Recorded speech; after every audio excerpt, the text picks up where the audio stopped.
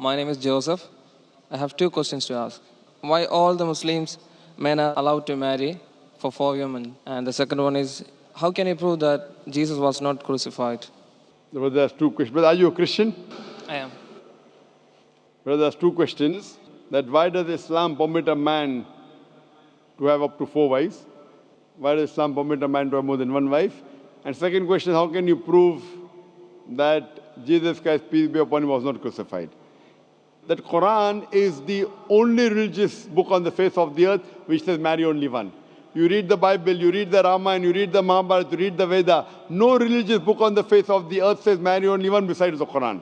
If you read Ramayana, the Hindu scriptures, the father of Sri Ram, he had more than one wife. If you read Mahabharata, Sri Krishna, how many wives he had? 4, 10, 1,000, 10,000. He had 16,108 wives. So if Sri Krishna can have 16,108 wives, so why can't Muslims have maximum up to 4? If you read the Old Testament, it says that Solomon, peace be upon him, had 700 wives. Abraham, peace be upon him, had 3 wives.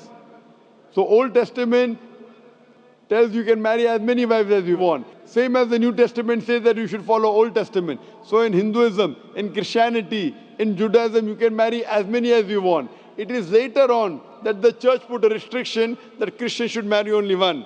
It is later on Rabbi Ben Shimon Yehuda passed a synod and say that Jews should marry only one. Otherwise, previously, they used to marry as many as they wished. It is the Indian Penal Code in India in 1954 that put a restriction and said under the Hindu Special Marriage Act, the Hindus should marry only one. But the scriptures put no restrictions. Let's analyze what does the Quran say. Quran says in Surah Nisa chapter 4 verse number 3, marry women of your choice in 2s, 3s or 4s, but if you can't do justice, marry only one. This statement, if you can't do justice, marry only one, is only given in the Quran and no other religious scriptures. Let us analyze why does Quran give permission for the Muslim men to marry more than one woman, maximum 4. The reason is that by nature, male and female are born in equal proportion. But if you ask any pediatrician, he will tell you, the doctor of the children, that the female child is stronger than the male child in fighting germs and diseases. So you have more deaths among the male children as compared to female children. So in pediatric age itself, the females are more than the males. As life goes on, there is death due to wars, due to alcoholism, due to drug addiction, due to accident. In all these cases, more men are dying as compared to females. So today in the world, there are more females as compared to males. In few countries, like India and China, the female population is less than the male population because of female feticide and female infanticide. In India, according to a BBC report, every day more than 1,000 fetuses are being aborted after they are identified as females. If you multiply this figure by 365, you get a total of more than 1 million fetuses are being aborted every year in India after they are identified that they are females. According to the Tamil Nadu Government Hospital report, out of 10 females born alive, 4 are put to death. If you stop this evil practice of female feticide and female infanticide in India, even in India, the female population will become more than the male population.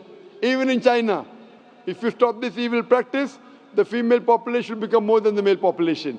Today, if you analyze, in USA alone, there are 4.7 million females more than males. In UK alone, there are 1.2 million females more than males. In Germany alone, there are 1.6 million females more than males. In Russia alone, there are 10.6 million females more than males. And God alone knows that how many females are more than males throughout the world. If I agree with you that one man should only marry one woman, and suppose your sister happens to live in America, or suppose my sister happens to live in USA, and the market is saturated, every man has found a wife for himself, yet there will be 4.7 million females who will not find life partner. And if your sister happens to be one of them, or if my sister happens to be one of the 4.7 million females who have not found a life partner for themselves, the only option for them is that she either marries a man who already has a wife, or becomes public property? Public property, such a harsh word. It is the most sophisticated word I can use. I cannot use a better word. You know, in America, today the statistics tell us, on average, a man has 8 different sexual partners before he settles down with one. Having mistresses in USA is very common. 5, 10, 20, 30, no problem. Having more than one legal wife, it doesn't go down their throat. When a woman is a mistress, she doesn't get her rights. She is dishonored. She is not treated well. In Islam, when a woman becomes the second wife, she gets her honor, she gets her right, she's treated well.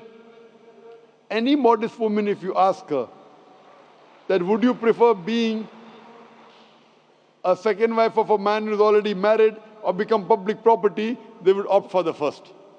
So Islam has given permission for some men to have more than one wife to protect the modesty of the woman. Coming to your second question. Is it allowed for ladies to marry for men? Brother, you're asking counter question, the time is limited. You asked 2 questions, now you're asking a 3rd question. Are you convinced with the first answer? I'm convinced with the first one. MashaAllah, so you're convinced, okay.